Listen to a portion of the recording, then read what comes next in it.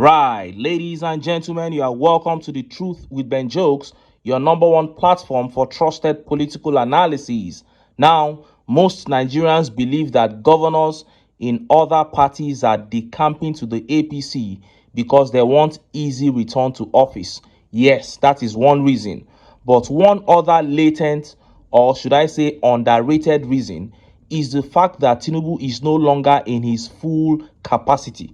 And if you are in his circle, you will steal and steal until you get tired of stealing. Even if he doesn't want you to steal that much, you can sweet talk him and he will not even know what you are doing. That is why they are all trooping there to grab what they can. Look at this. Central Bank of Nigeria's personnel cost rise by 313 billion naira in 1 year under Tinubu government. CBN Governor Cardoso is embezzling at least 75% of that money. And he's doing that whether Tinubu wants him to embezzle that much or not. Tinubu removed subsidy and he doesn't know what to do with the money other than to embezzle. And that is why these politicians that are around him are also embezzling in reckless abandon, and others are trooping to the APC to gain access to his circle and sweet talk him into getting their own share. And few hours ago, a speech from the Minister of Works, Dave Umahi, began circulating. This speech made Tinubu look like a 5-year-old boy who is being sweet-talked to act. Nigerians then juxtaposed that speech with WIKE's claim that he would have stopped the state of emergency declaration in Rivers State if Tinubu had called him to inform him before taking that decision. And the people began saying Tinubu must be taking instructions from a dangerous cabal. But the suspicion further increased when the Minister of Information came out to debunk the existence of a cabal. And you know that anything that the APC debunks is actually true. The speech by Umahi and the reaction from the Minister of Information show that Nigeria is doomed either in the hands of Tinubu or in the hands of the cabal, or both. Before I show you details of these top stories and how Nigerians reacted, let me quickly show you this video. Watch how money is embezzled at the National Assembly. Let's listen to Senator Natasha Akpoti. See the video. To me being the chairperson of the Committee on Local Content, when in his office, usually I tend to avail myself to attend some meetings. Maybe he's receiving guests and back off. So I usually attend the meetings. So at one of those gatherings, he then went, Senator Uduaha, you haven't reported progress. And I was like, reported progress? He said, yes, that I'm supposed to report progress. So I said, okay, give me a few days, I'll report progress. He said, fine. So I went later on, made a PowerPoint presentation of my activities as the chair then, the meetings we've held, the timeline of events, the action plans. And then I went back to him and I was like, okay, sir, I'm ready to tender my progress report. And then he went, okay, where is it? And then I opened my laptop and I was like, okay, this is it. And he laughed. And I was like, oh, why are you laughing, sir? He said, don't I know the meaning of reporting progress? And I said, I thought it's to give you a feedback on my activities so far. And then he now referred me to a senior senator. He said, why don't you go meet this person and let him educate you on what report progress means? So I went to meet the senator and I was like, sir, I usually respect, anyone who knows me will know that I respect my colleagues, even though I respect my seniors, even though we're colleagues. So I went, sir, I was told to approach you so you'll guide me on what reporting progress meant. And he laughed. He was like, it means I should give kickbacks to him. I was like, what do you mean kickbacks? He said money, projects, other perks. And I was like, how do you mean I need to return? He said, well, as a chairman of committee, and I'm saying this is me. I don't know if this happens to other as a chairman, but if anyone is courageous enough, they could probably speak. So it's more like the Senate president tasking the chairman of all the committees that periodically they're supposed to bring money to him. You heard that. So this is basically what I am saying. Tinubu removed subsidy so that more money can be allocated to all the arms of government, knowing fully well that all the money will be embezzled. That is why the lawmakers in other parties are decamping to the APC, because once you are in the APC, they will give you juicy portfolios in the National Assembly, and all the money allocated to your committee is yours. All you need to do is give Godzilla Akpabio his own share, and at the House of Rep, you give Tajuddin Abbas his own share. My God, for politicians and elites, this is the best time in history of Nigeria. But for the masses, this is the worst time to be a Nigerian. Tinubu raised the price of petrol from 195 naira per litre to 1,000 naira per litre. In doing that, he completely destroyed the economy, only for him to now start sharing the money amongst him and his fellow APC members. What a disaster.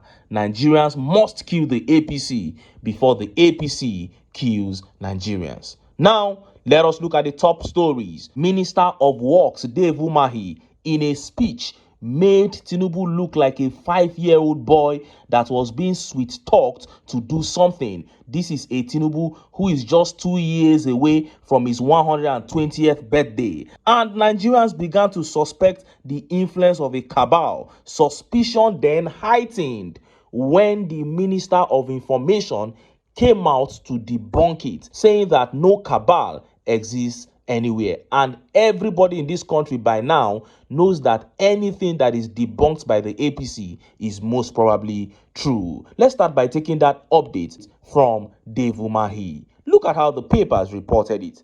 Now, this is the background to this story. It was WIKE who first got Nigerians wondering who was in charge when he said this. Fair right now to lift the state of emergency. I'm not the president who declares state of emergency. Yeah, but it's your state. Do you think there's a lot of peace now? If Mr. President had called me that time, I wouldn't have agreed for state of emergency. So he knows.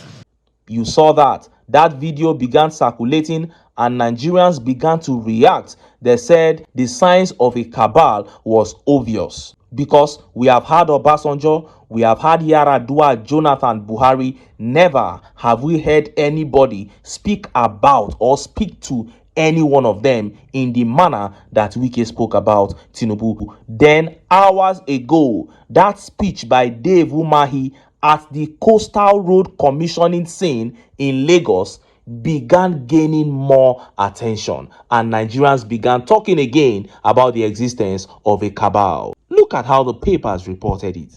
Don't listen to people. Give us more money for projects, Umahi tells Tinubu. Umahi made the plea on Thursday during the official commissioning of the Deep Sea Port Access Road in Lagos. He noted that international financiers had endorsed the project, even describing it as undervalued. I want to assure you, sir, that the international financiers have given you kudos because they say the project is even undervalued. I commend you very highly and I am grateful for the support. Sir, don't listen to people. Give us more money. We will deliver all these projects, sir.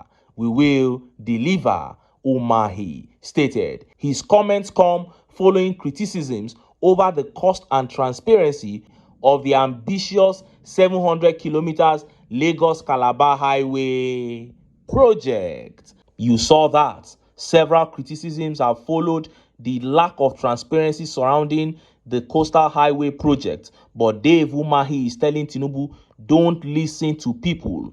Give us money. Keep giving us money. Who are the people he shouldn't listen to? Nigerians or some other people? And who are the actual cabals here? Is it Umahi, WIKE, and other ex-governors who became ministers or who are surrounding Tinubu? Or is it the Lagos boys like Gbajabiamila, Sunday Dare, Dele Alake, Yemi Cardoso, Wale Edun, and others?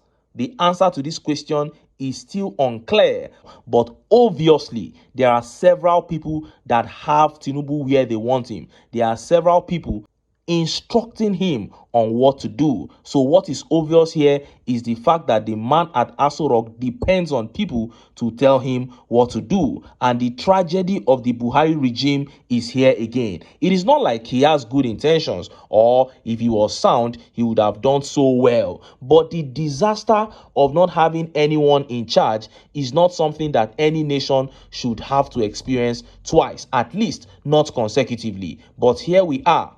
All these men are just emptying the treasury, telling him, give us more money, keep giving us money. And the guy keeps signing and signing. And more criminals are trooping into the APC to take their own share. But the Minister of Information came out immediately to debunk the existence of a cabal. Look at how the papers reported it. No cabal controlling Tinubu. The Minister of Information and National Orientation, Mohammed Idris, has stated that Bola Ahmed Tinubu is not under the influence of any cabal or shadowy inner circle, but makes independent and bold decisions in the best interest of Nigeria. He said, you need to study Tinubu very well. You can have your voice. You can say what you want to say. He will listen to you, but his decision is ultimately his own. I think it is important for us to recognize that. Now, the Minister of Information has actually spoken very well here. But there is an antecedent with the APC. Anytime they come out to respond to a claim like this, especially if they come out to debunk it, 100% of the times, those claims have been found to be true. This is how it has been throughout the APC, even under Buhari. And as soon as the Minister of Information came out and said this, that was when Nigerians now said, oh, ho. So this man is being controlled by a cabal. We told you people that this guy will not be able to do this job because of his physical state and his age, mental state and all that. But you guys said, no, we don't need his body. We don't need his mind. We only need his brain. Now, even the brain is no longer available.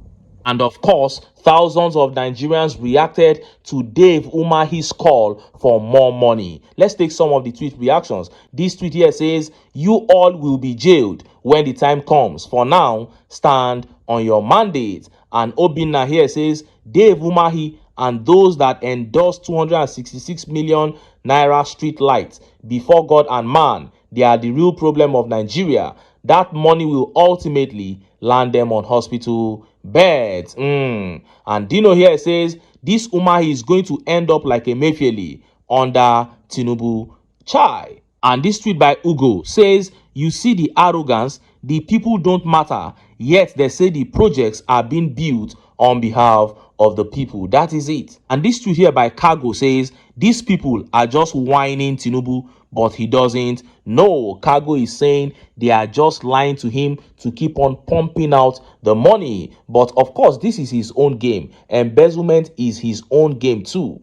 But it has come to a point where it looks like these guys have seen that he is no longer in his full mental capacity. So they are just hovering around him and collecting as much as they can. But this is how he has lived his life from the beginning. He cannot just change overnight. And Kanis here says, no more money until you tell us how much per kilometer of the coastal road you claim to have built. That can only happen in a system where there is accountability, and you and I know that accountability is far from the Nigerian system. And that is why I keep telling Nigerians, Umahi is saying, give me more money, give me more money. He cannot account for the one he has been given, but I'm telling you, more money will be given to him, because he will still go back and give returns to Sheyi Tinubu. He will go back and give returns to Remi Tinubu.